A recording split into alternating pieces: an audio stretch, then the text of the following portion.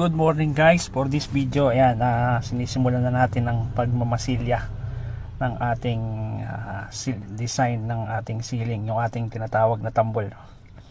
Ayan, makikita nyo, very smooth lang yung paglalagay ng ating magigiting na taga masilya. Okay, so makikita ninyo, usually ang ginagamit yan is mga paleta, siyempre para mas mabilis at mabilis na makayari. Ang ginagamit ngayon nila is yung tinatawag na rodela, no? Siyempre yan, gumagamit din sila ng spatula para dun sa mga space na hindi kasya yung mga spatula natin. But then, ayan, paggamit ng rodelang bakal, parang nagpapalitada lang din tayo sa wall. But then, ang gamit natin dito is skim coat at yung ating